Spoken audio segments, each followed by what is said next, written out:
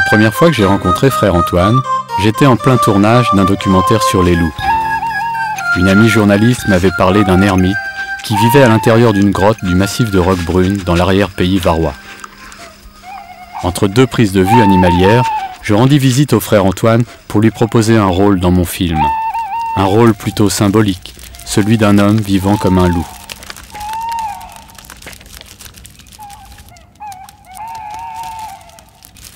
Aux abords de la grotte, tout semblait en harmonie et à sa place.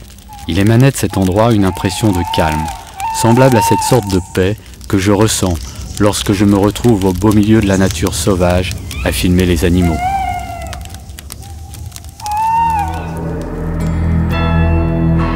Souvent, lorsque je tourne en pleine nature, assis en silence derrière ma caméra, j'ai le sentiment d'une communion intense avec la terre qui palpite et grouille de vie. Depuis qu'il a commencé à se lever sur ses deux jambes, à se réunir en tribu autour d'un feu, l'homme n'a eu cesse de questionner le grand esprit.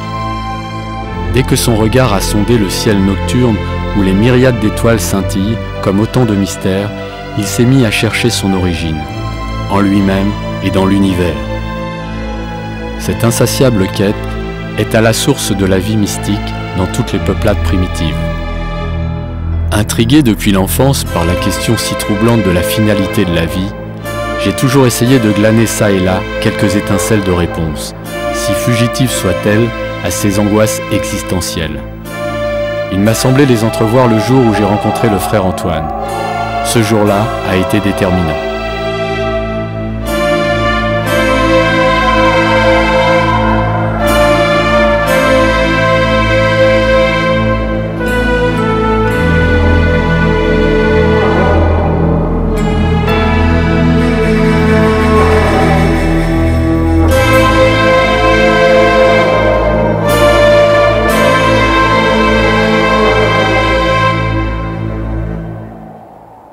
La plupart des hommes combattent et exploitent la nature.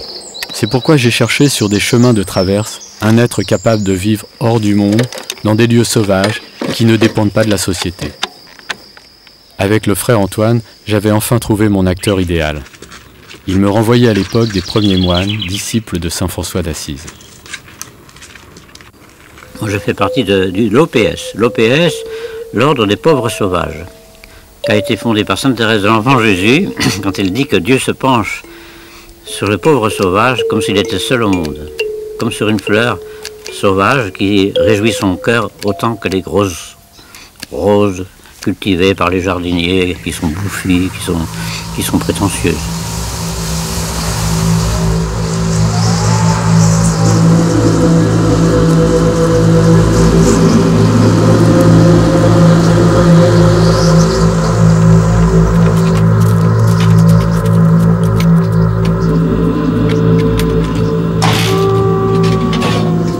Mon métier de cinéaste m'ayant conduit tout droit vers l'art d'utiliser la lumière, j'essayais avec l'aide de puissants projecteurs de percer le mystère de la vie nocturne des loups. Ouais, on peut passer par là, je pense. Ça ira là? Ouais. Bon, attends, on l'ouvre. Hein. Bah plutôt par là, non?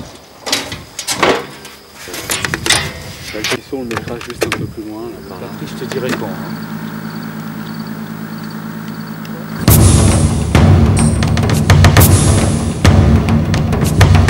Le faisceau lumineux qui transperce la nuit donnait au loup des contours magiques. Et dans ma tête, je montais les séquences qui, tel un puzzle, allaient s'harmoniser au mieux avec la grotte du frère Antoine. Mais l'exercice était délicat, car l'ermite ne se prêtait pas facilement au jeu de la caméra. J'aime la solitude. Je pensais qu'un individu qui aime la solitude et qui se trouve bon à rien au niveau social, il peut rendre service en montrant comment on peut vivre avec beaucoup de simplicité. À chaque fois que je suis triste, c'est que je rumine des pensées égoïstes. Quand je dis ça aux gens, ils poussent un cri d'étonnement. Ils se disent, mais enfin, si je suis triste, moi c'est parce que ma fille, mon mari, ou je ne sais pas quoi, c'est normal que je sois triste. Je dis non, pas normal, c'est l'attachement. Vous voulez conformer les gens à votre manière de penser et d'être.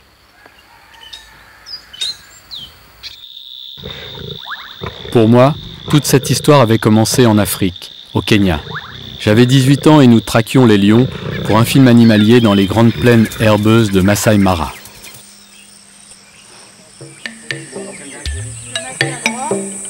J'ai vécu parmi les animaux sauvages et partagé avec eux les grands cycles de la vie. De l'éléphant à l'autruche, des zèbres aux immenses troupeaux de gnous qui marquaient le début de la grande migration, j'étais plongé au début du monde. La petite équipe de tournage éprouvait ce qui semblait être les sentiments des premiers hommes en compagnie des animaux. Ce contact brut, sans intermédiaire. Chaque espèce prenait sa part de nourriture et dans cet océan de verdure, chacun s'entre-dévorait et servait à son tour de nourriture à l'autre.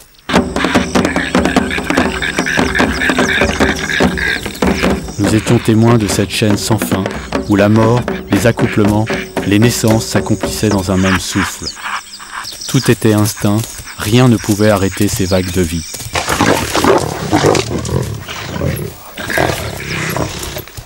C'est cette Afrique du monde animal, dans sa beauté sauvage et solaire, qui m'a donné la première clé d'un voyage spirituel, la clé de l'instinct.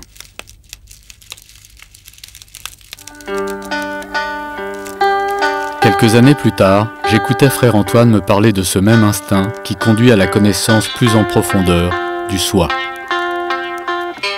Il me rappelle que la spiritualité trouve ses racines dans la nature, dans ce qu'il y a de primordial en elle, et que le langage des hommes qualifie d'animal. Il y a chez l'ermite un respect de la mère nature.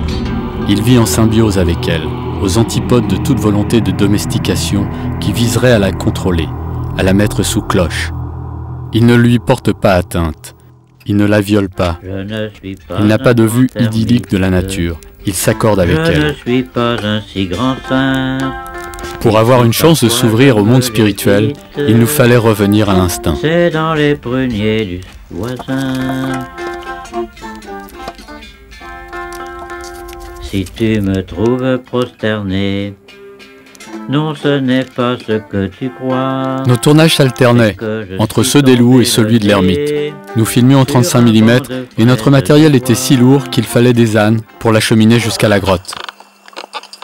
En dépit de l'harmonie ambiante, le tournage des séquences frère Antoine ne se déroulait pas comme prévu.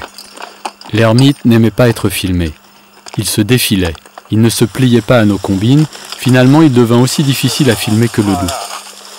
Frère Antoine repoussait la caméra pour privilégier l'aspect relationnel de notre rencontre. C'était cela qui lui importait, la relation qu'on établissait ensemble, hors des préoccupations matérielles. Le film passait au second plan, il n'était qu'un prétexte, un alibi.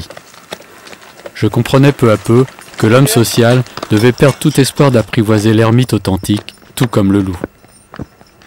Ce qu'on prend, ce n'est pas moi, c'est des images. C'est des images, je ne suis pas une image. Je suis plus qu'une image. Ils ne vont pas m'attraper moi. Ils prennent des images. J'ai qu'à me dissocier des images en disant moi ce sont des images, c'est pas moi.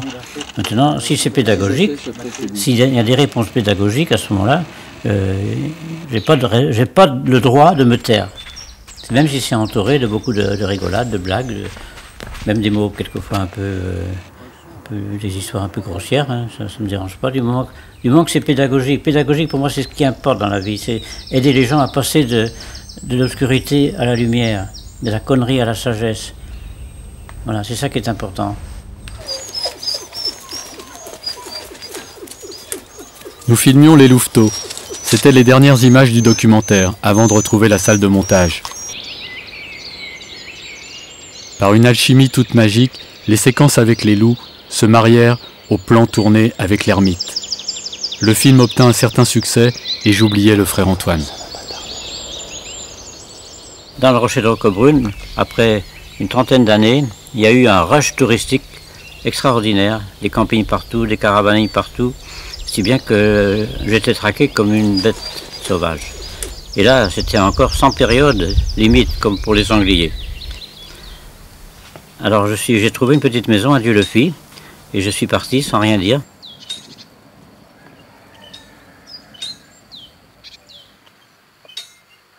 Quelques années plus tard, lors d'un déplacement dans la région de Draguignan, je montais jusqu'à sa grotte. Mais il avait disparu. Le bruit courait qu'il était mort.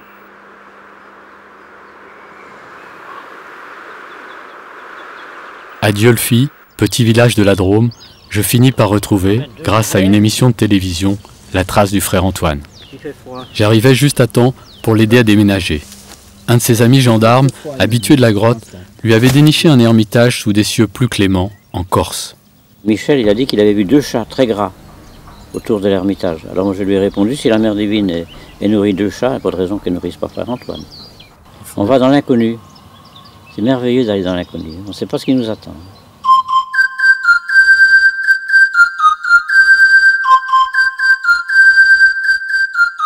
Ben, on est en route hein, pour la troisième résidence seigneuriale.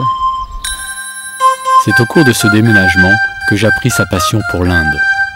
Après avoir quitté la grotte où il avait vécu plus d'un quart de siècle, le frère Antoine s'était mis à voyager pour retrouver Dwarko, un de ses vieux amis, disciple de Gandhi et directeur d'école. En s'installant à Bonifacio, il savait déjà au fond de lui-même que cet ermitage ne serait qu'un lieu de passage éphémère. Il comptait bien repartir en Inde. Je le vois bien ici, ouais. Et toi, tu le sens bien? C'est pas mal, ouais, c'est bien. Moi, je trouve que c'est un site extraordinaire. Ouais. Ouais.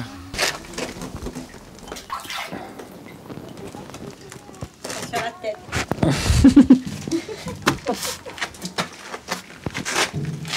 À la botte. Ça n'a pas d'odeur. Peut-être.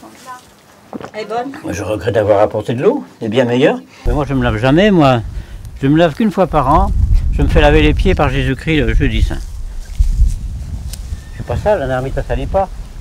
Tout le monde veut s'occuper de tout le monde. On laisse un peu les gens vivre seuls aussi, c'est bien la solitude. Montrer la tête de quelqu'un qui s'ennuie pas. Les gens qui passent et qui disent « Oh, bon courage, monsieur, bon courage, vous êtes là tout seul, bon courage. » Alors je réponds « Oui, courage. » pour rigoler. Moi, j'aurais envie de répondre « Vous avez une femme et des enfants, bon courage. » Âgé de 78 ans, le frère Antoine apprend qu'il a le droit à une petite retraite.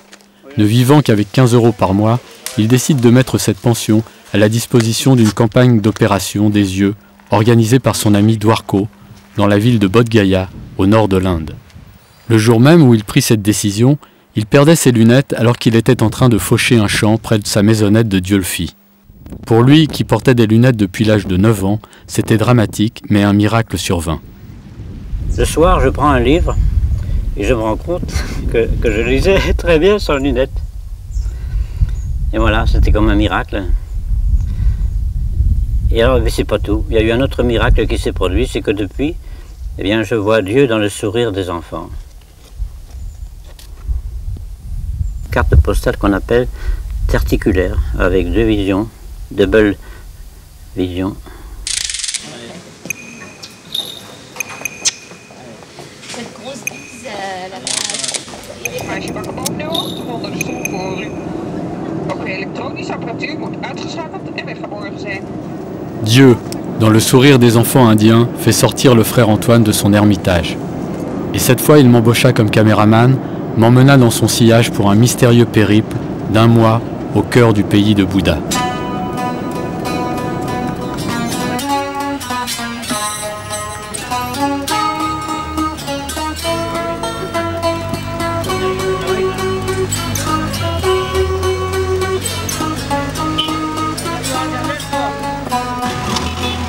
À peine arrivés à New Delhi, nous sommes téléportés sur le tombeau du Mahatma Gandhi.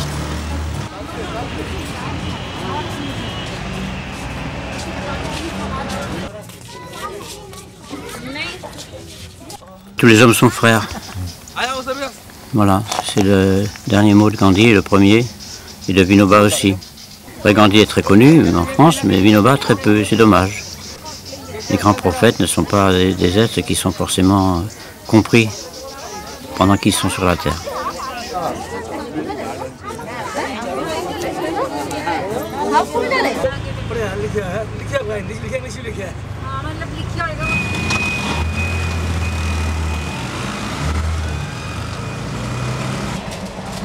Le voyage se poursuit en train sur les traces de Vinoba, le remarquable disciple de Gandhi qui est à l'origine du partage des terres. Du nord au sud, d'est en ouest, à raison de 20 km par jour, il déclencha le fameux mouvement du Boudan, le don de la terre, qui consistait à demander aux propriétaires terriens de donner de la terre cultivable à ceux qui n'en avaient pas. Jai Jagat, ça veut dire vive le monde. C'est Jai Bharat, vive l'Inde. Mais quand les gens sont venus vers Vinoba en criant Jai Bharat, Vinoba a dit c'est bien, mais Jai Jagat c'est mieux. Parce qu'on appartient à l'Inde, d'accord, mais avant tout on appartient au monde. Le frère Antoine, qui l'avait rencontré plusieurs fois, avait été impressionné par l'humilité et l'humour de ce saint homme.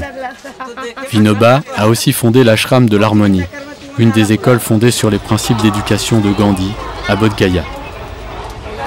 Il n'y a rien de plus efficace pour obtenir un cœur universel que de voyager dans les trains indiens. Côtoyer des non-chrétiens pratiquant les béatitudes évangéliques sans jamais en avoir entendu parler, contempler pendant des heures l'échange, le partage de sourires, de gâteaux, de places dans une oppressante promiscuité donne le privilège de ne plus se croire les seuls privilégiés détenteurs des prérogatives du royaume des cieux.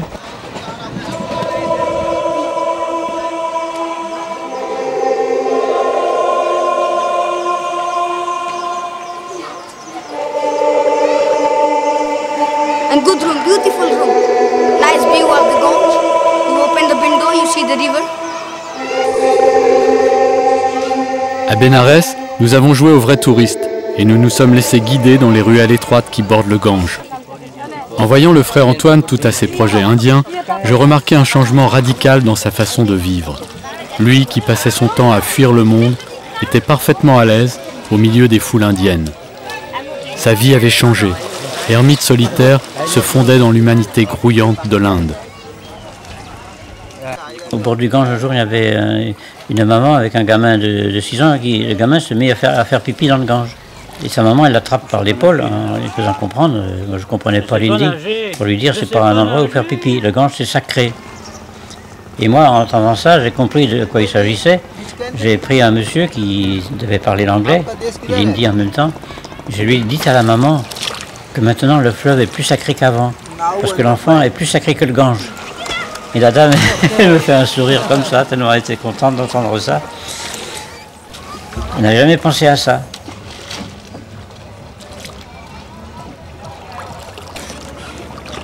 Lieu de recueillement et de crémation, où la fumée de l'encens se mêle à celle du bois et des corps calcinés. Dernière étape de la matière avant la dispersion et la dissolution dans les eaux du fleuve. Autant de signes pour nous rappeler que l'essentiel est ailleurs, au-delà de la matière, et qu'il est bon d'y penser souvent. Om Tat Sat Sri Narayana Tu Purushottama Guru Tu Om Tat Sat Sri Narayana Tu Purushottama Guru Tu Siddha Buddha Tu Skanda Vinayaka Savita Parakatu Siddha Buddha Tu Skanda Vinayaka Savita Parakatu Brahma Mazda Tu Yehova Shakti Tu. C'est aussi à Bénarès que Vinoba a décidé de rejoindre Gandhi, au lieu d'aller vivre en ermite, comme il le désirait, dans les Himalayas. Après avoir partagé la prison avec Gandhi, il s'occupa de plusieurs écoles, dont celle de Bodh Gaya, que connaissait très bien le frère Antoine. J'allais à l'ashram Samanvaya qu'il avait fondé, et l'école de la jungle. Et là, on m'a reçu avec tellement de gentillesse que je me suis mis à travailler et j'avais fait un four à biscuits. Quand je retourne là-bas, il m'appelle encore frère Biscuit.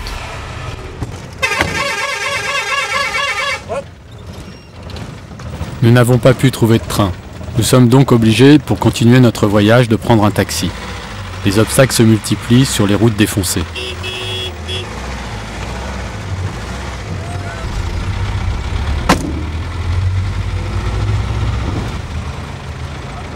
Au fil des heures passées avec le frère Antoine, j'ai l'impression qu'il reçoit comme une aide divine qui dirige sa vie au jour le jour et fait de lui une marionnette. Un pantin devenu vivant qui couperait lui-même les ficelles de ses maîtres. en essayant de vivre pleinement d'un amour inconditionnel et déconditionné. Sculpteur, poète, écrivain, chanteur, musicien, le frère Antoine est un homme aux multiples ressources. Un bricoleur plein d'humour qui s'est aménagé sa propre voie spirituelle en l'installant dans l'éternel présent.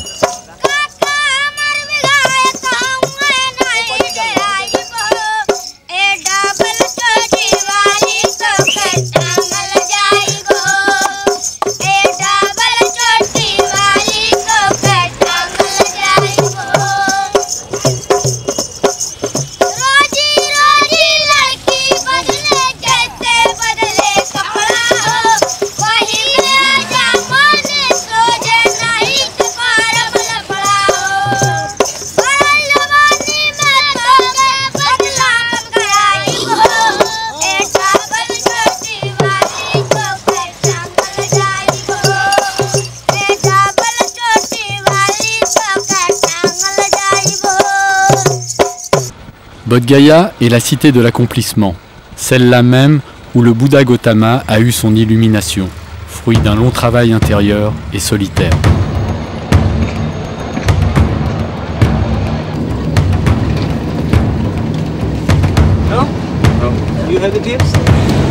À Bodh Gaya, petite ville où chaque pays bouddhiste possède un temple, des statues ont poussé comme d'immenses champignons.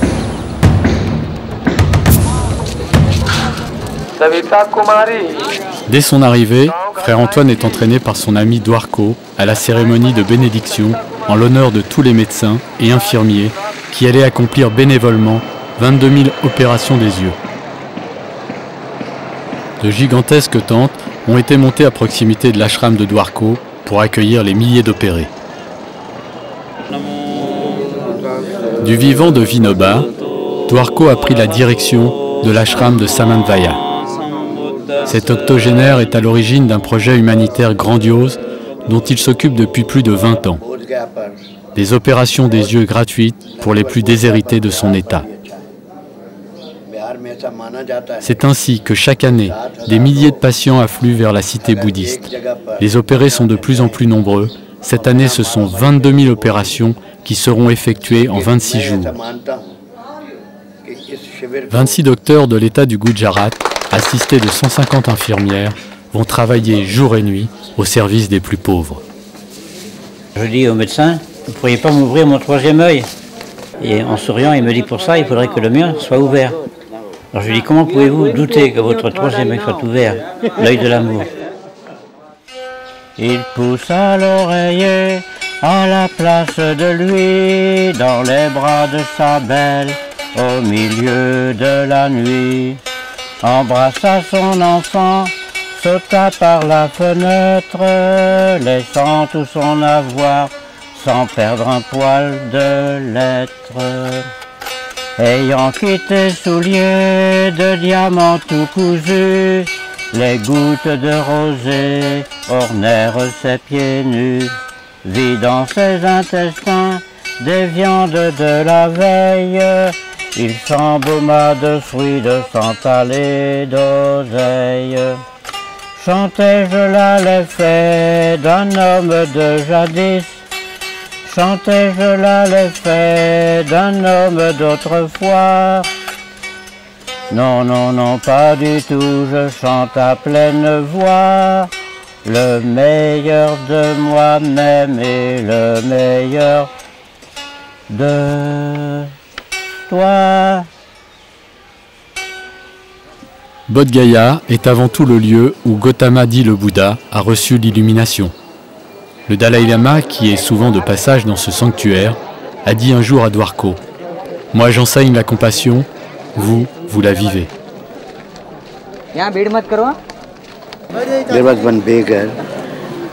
Il y avait un mendiant aveugle. Son fils et sa fille étaient aussi aveugles. On les a opérés tous les deux. Et maintenant, son fils conduit un rickshaw. Il vient aujourd'hui et il a amené avec lui 2 enfants nés aveugles. On va les opérer. Je veux les rencontrer. Il les a amenés parce qu'il a maintenant confiance en nous. Et on va les opérer aujourd'hui ou demain. Quand? Demain? Oui, aujourd'hui ou demain. on les voit avant, puis on va les revoir après.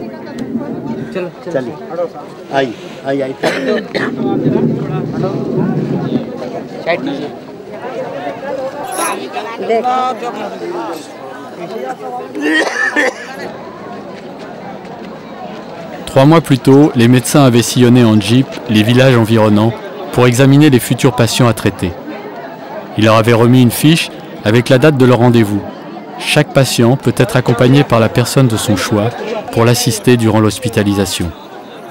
1000 patients de tous âges arrivent quotidiennement. Ils sont d'abord examinés. On les soumet à des tests de pression sanguine, d'urine et de diabète. Les infirmiers coupent les cils de l'œil à traiter et posent des autocollants de couleur vive sur le sourcil correspondant. Ils seront opérés le deuxième jour, puis gardés en examen 2 autres jours.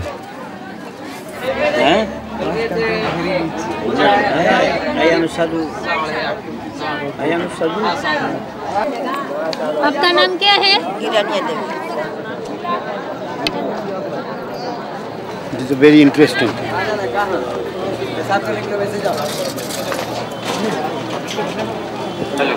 Hello चंडोद तालीगंज चंडोद के जो सूरदास के बच्चे जो C'est la cataracte. Les 2 yeux sont atteints de cataracte. L'une est mature, l'œil gauche et l'autre est immature, l'œil droit. Les médecins en profitent pour consulter parmi la foule d'autres patients qui viendront se faire opérer l'année prochaine. Ou tout de suite s'il y a urgence. C'est impressionnant de voir à quel point des milliers de personnes cohabitent dans l'harmonie la plus totale autour de ces blocs opératoires.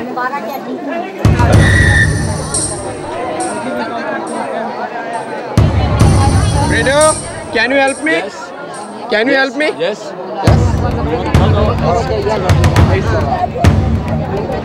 La taille des infrastructures dépasse l'entendement. À elle seule, les tentes recouvrent 70 000 m².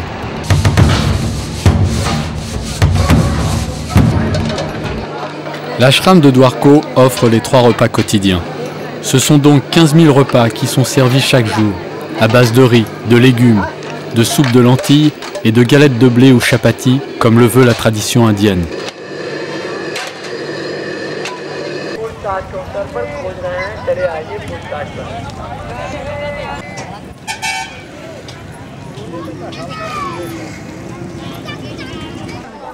On ne regarde pas, on ne fait pas attention. Tous ceux qui se présentent, ils ont la nourriture.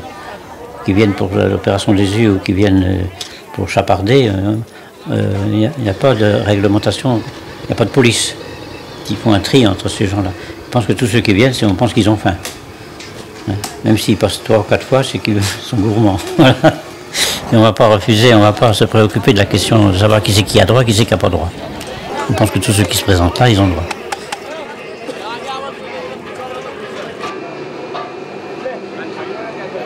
Pour assurer l'intendance, il faudra chaque jour 2400 kg de riz et de blé, 1000 kg de pommes de terre et de légumes, 200 kg de lentilles et 200 personnes en cuisine, travaillant de 4 h du matin à 7 h du soir.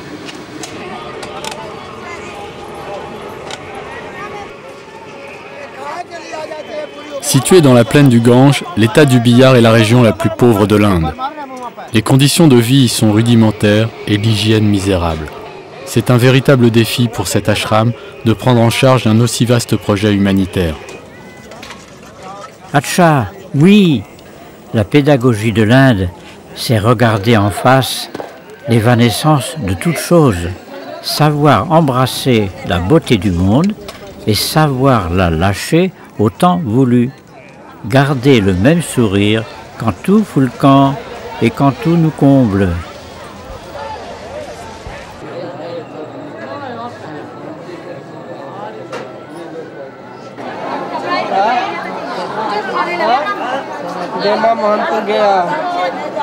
Les infirmiers préparent les milliers de patients pour l'opération des yeux qui aura lieu dans 4 blocs opératoires équipés d'air conditionné. Les sols des salles d'opération ont tous été bétonnés par mesure d'hygiène.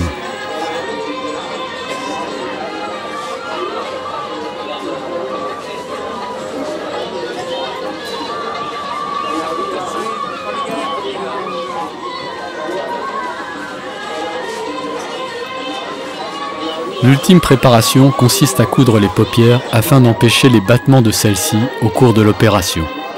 Tout se passe en musique, dans l'énergie de l'amour.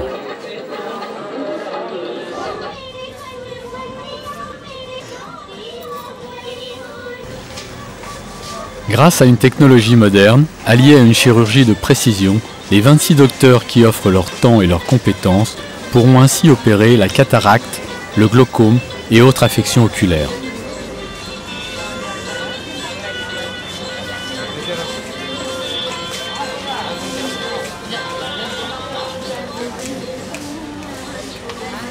Par sécurité, il n'opère qu'un œil à la fois.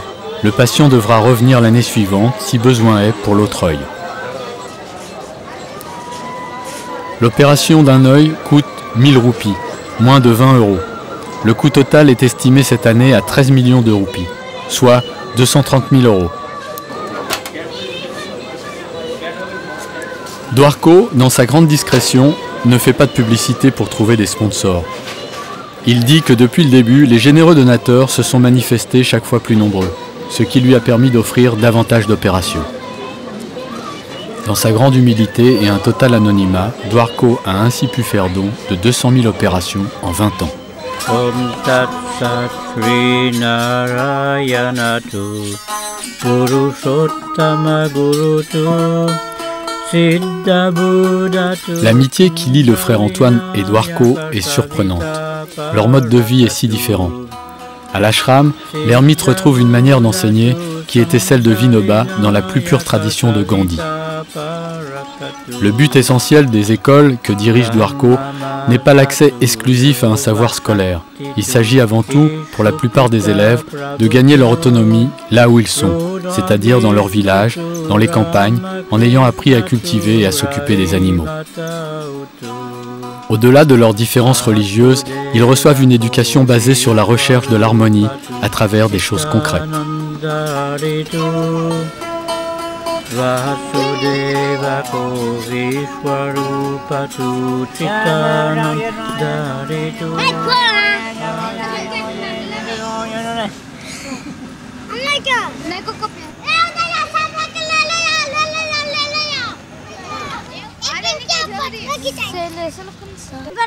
C'est Vinoba qui me dit, un éducateur, il n'a pas à préparer son travail, il n'a qu'à se remplir de sagesse et automatiquement ce qui va sortir, ça va être de la sagesse.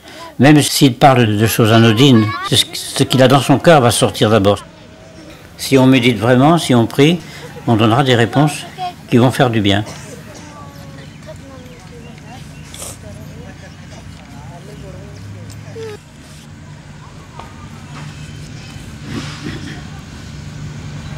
Jai Jagat, c'est la devise de Vinoba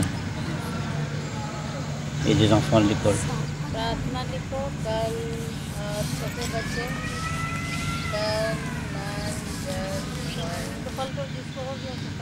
Non, non, non.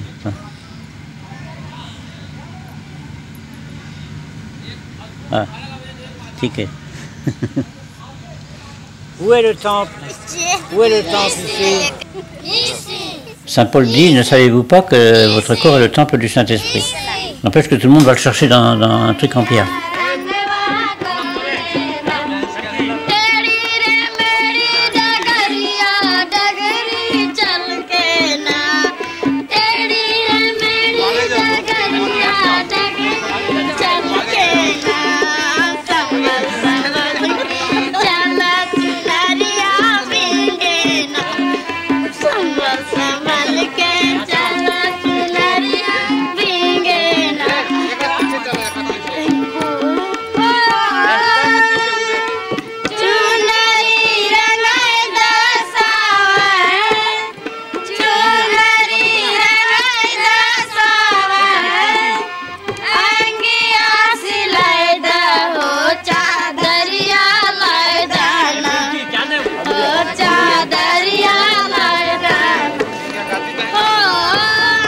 Après avoir été opérés, les patients regagnent les tentes de repos.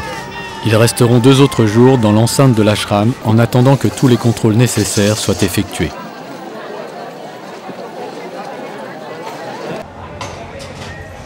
Une salle de soins a été spécialement aménagée avec 2 plateformes surélevées sur lesquelles on allonge les patients opérés, la tête vers l'extérieur.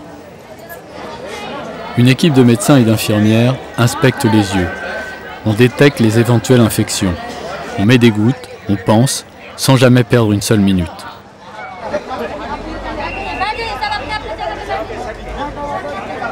Les élèves de l'école Samanvaya sont pleinement impliqués dans l'organisation du camp des yeux. Pendant leurs loisirs, ils accompagnent les convalescents dans le dédale des tentes autour du bloc opératoire.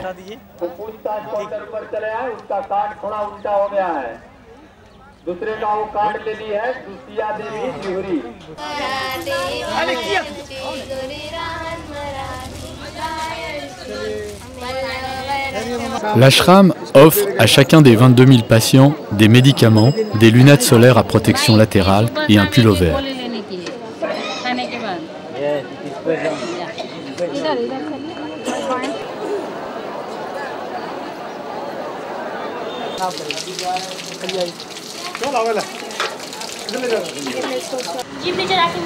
Au poste médical, ouvert 24 heures sur 24, 2 médecins de garde sont chargés des autres soins généraux. C'est de son ashram que Dwarko, il y a 20 ans, décida de lancer cette opération humanitaire. En 1984, première année de cette initiative, il put offrir 2400 opérations grâce au don d'une riche connaissance de Bombay qui l'incite à lancer ce projet. Année après année, le projet monte en puissance. Ces dernières années, entre 15 000 et 22 000 patients ont pu bénéficier d'une opération.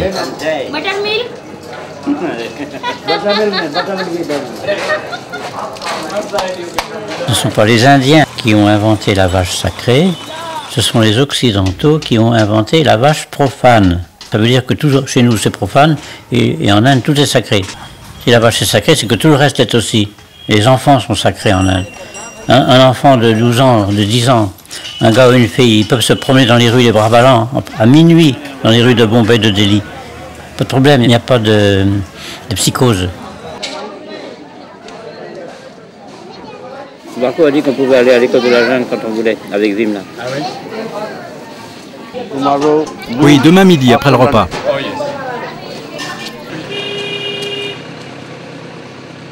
C'est une école qui se trouve à 1 heure en jeep du centre d'où on vient, de Bodh Gaya, dans la forêt, pour des garçons. Ce ne sont pas des orphelins, on les prend pour 7 ans parmi les plus pauvres. Quand Dwarko, le directeur de l'école, a un choix entre un pauvre et un plus pauvre, il prend le plus pauvre. Ils sont éduqués pour 7 ans, après ça ils retournent dans leur pays, dans leur région, dans leur ferme.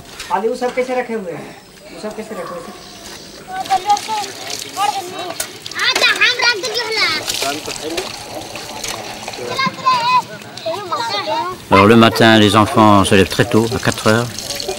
C'est assez austère, mais ils font ça avec une telle joie que l'austérité est complètement, je ne dis pas atténuée, même disparue, parce que c'est spirituel. Alors la spiritualité fait qu'on prend tout du bon côté, qu'on ne voit pas ils ne sont pas éduqués par des psychologues, par des spi-thérapeutes. C'est-à-dire des gens qui leur enseignent à se débarrasser de la rancune, de la haine, de la jalousie, de la bouderie.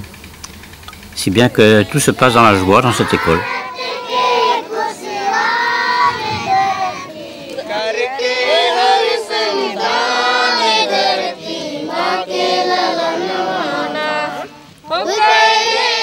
Alors on leur donne une éducation agricole, qui font 2 récoltes par an, maintenant dans les jardins. Une grande partie de cet enseignement spirituel est naturellement donnée sous forme de contes, d'histoires que l'on raconte aux enfants.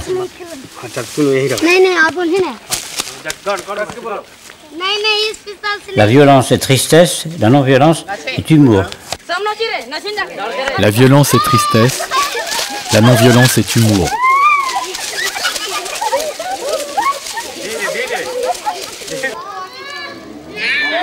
On veut que ces enfants n'aillent pas traîner dans les villes, qu'ils retournent dans leur foyer pour développer l'agriculture et aussi sur le plan assez important de l'intouchabilité.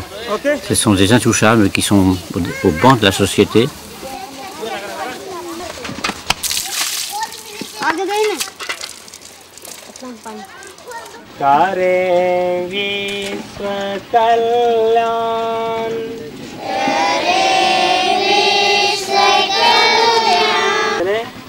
मैं शक्तिशाली हूँ शरीर के कण कण में शक्ति का संचार हो रहा है Moi, je suis fort. Tous les membres de mon corps sont animés par la force. Salut à elle. मैं स्वस्थ हूँ Moi, je suis sain.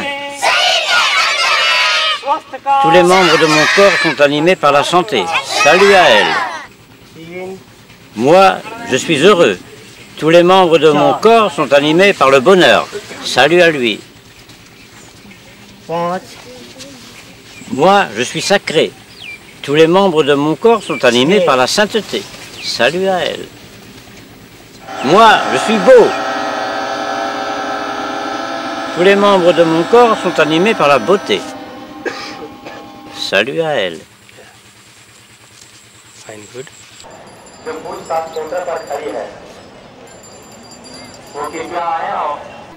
Between the first operation And second. This year second. how many days? 1 year. 1 year. This girl was Cette born petite blind. fille était née aveugle. And last year, L'année dernière, son œil gauche a été opéré. this year, L'œil droit sera her right opéré eye demain. is going to be operated tomorrow. Elle est du village et elle fait partie de la caste des intouchables. Untouchable caste. Il aura le sourire après. Il y a des parents qui ne veulent pas amener leurs enfants parce qu'ils pensent que c'est leur karma, c'est-à-dire c'est leur destinée d'être aveugles. Et que s'ils sont aveugles, il y a une raison qui nous échappe. Et que si on leur donne la vue, on intervient dans un domaine qui ne nous appartient pas. Edouard Co lutte contre cette croyance qui effectivement elle est valable jusqu'à un certain point, parce qu'il est certain qu'on ne connaît pas les mystères de l'au-delà. Mais dans la mesure où on peut corriger, quand même il faut le faire, je pense que c'est une question d'amour et de charité. Hein?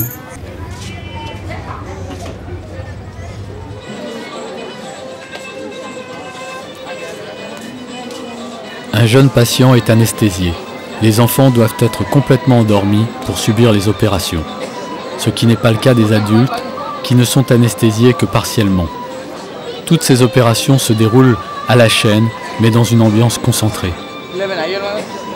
Un docteur est spécialiste des enfants aveugles de naissance. L'année dernière, 174 enfants ont trouvé la vue. De toute leur vie, ils n'auront pas besoin de lunettes.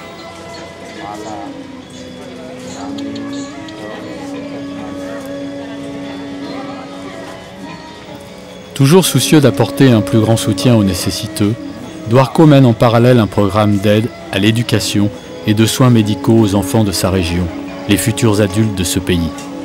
Avec 15 € par mois, par enfant, il peut offrir une scolarité, de la nourriture, des soins médicaux et des vêtements. Aussi, toutes les aides sont les bienvenues. Il leur offre bien plus que son temps, son énergie ou sa disponibilité. Il leur donne beaucoup d'amour.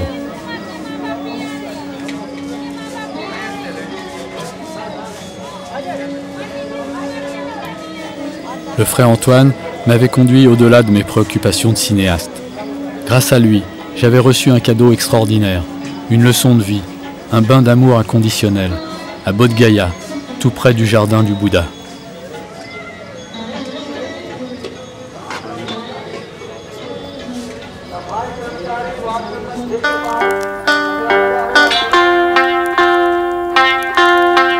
Après de nombreuses visites à l'ashram de Samanvaya, frère Antoine s'installa à chaque retour d'Inde dans différents ermitages pour finalement revenir à la grotte de Roquebrune.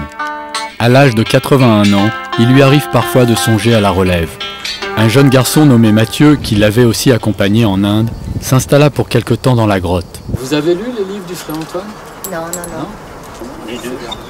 Les deux. Le jour où je rendais visite au frère Antoine, celui-ci attendait la venue de Mathieu. Oui, Oh, il est beau. on a bouffé l'ermite. On a bouffé l'ermite. Alors voilà. Je chercherai Pocket. Il y a même les chiens. Mathieu arriva au moment où j'encourageais une promeneuse à lire les livres du frère Antoine. Ah. Bonsoir. Enchanté. Bruno? Oui. Ok. Je suis très content de te voir. J'ai rencontré la grotte avant Frère Antoine. J'avais 16-17 ans et je me baladais dans le rocher avec mon père et je le trouvais magnifique. Et mon père m'a dit qu'un ermite y vivait qui s'appelait Frère Antoine. Je suis tombé amoureux de cet endroit et à la fin de la journée, j'ai dit à mon père, j'ai rencontré Frère Antoine.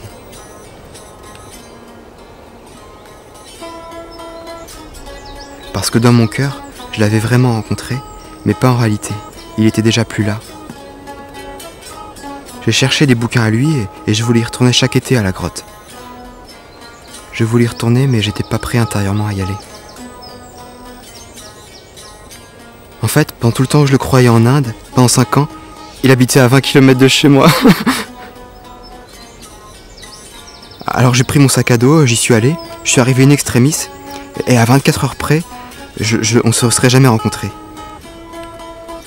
On s'est bien entendu, on a dit qu'on partirait ensemble à la rentrée. L'Inde m'a donné la conviction de faire ce que je crois. C'est plus ça en fait, parce que j'ai vu que c'était pas un rêve ou une illusion. C'était ça qui était vécu comme l'essentiel, se consacrer à ça. Mais c'est en quittant tout, et ce n'est qu'à ce prix qu'on a le nirvana coincé dans le nombril. Pour Mathieu, ça voulait dire la méditation et la vie intérieure, la recherche en soi du divin, un trésor que le frère Antoine nous avait légué. De la félicité parfaite, pour qui pratique ce jeu-là, la vie n'est qu'alléluia. Tout ce qui divise ne vient point de Dieu, il te divinise, quel que soit ton lieu. T'es content de ton disciple? Non, jaloux. Il va craquer, hein. Il va pas rester là. Au bout de 3 mois, il y a une nana qui va venir le chercher, qui va l'emmener.